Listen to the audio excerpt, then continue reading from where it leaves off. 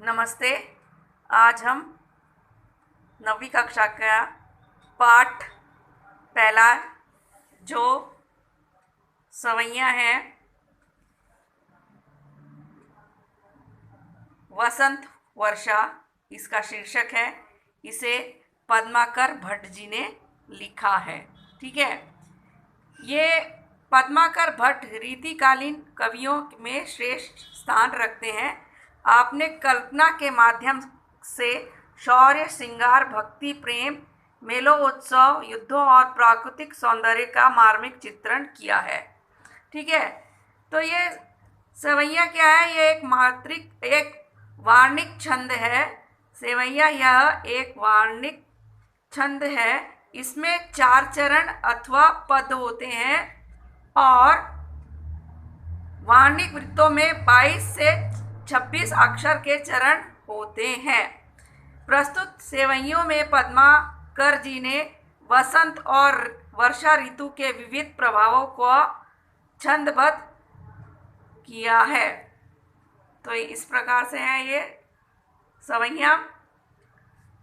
कूलन में, केली में, कछारन में, कुंचन में, क्यारिन में, कलिन में, कालीन किलकंत है। कहे पद्माकर परागन में, पोन्हू में, पानन में, पीक में, पलासन पंगंत है।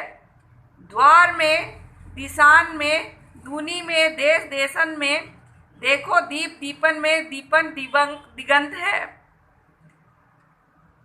बीथिन में, ब्रज में, नवेलिन में, बेलिन में, बनन में, बागन में, बगरइयो बसंत है। मलिक न मंजुल मलिंद मतवारे मिले, मंद मंद मारुत मुहि मनसा की है। कहे पद्माकर त्यों नंदन नदीन नित, नागर नवेलिन की नजर नशा की है। दौरत दरेर देत दादूर सु दंदू दन दे दिही, दामिनी दमकंत दिशान में दशा की है। बद दलिनी बुनदनी बिलो की, बगुलात बाग बगलान बलिन बहार बरसा है।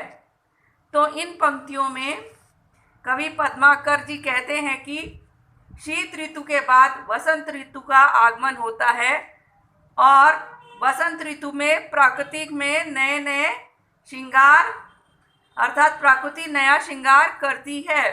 कवि के अनुसार चाहे नदियों के किनारे हो या कदम के पेड़ हो, नदियों के किनारे की जमीनें हो, कुंज हो, छोटे छोटे जमीन के टुकड़े हो, बगीचों में कलियां हो, सभी जगह वसंत ऋतु का आगमन हो चुका है। अर्थात वसंत ऋतु आ गई है। इसके आगे कवि कहते हैं कि वसंत ऋतु में हवाएं मंद मंद बहती हुई पुष्पराज की सुगंध को चारों ओर फैला रही है। जो भी फूलों की सुगंध होती है वह चारों ओर फैल रही है हवा के कारण। इस ऋतु के कारण पान की पीक में तथा कोयल के कुहनुक में पलाश के लाल लाल फूलों का प्रभाव स्पष्ट दिखाई देखा जा सकता है। प्रकृति में ये परिवर्तन वसंत ऋतु के आने के कारण ही संभव हुआ है। इसके आगे कवि कहते हैं कि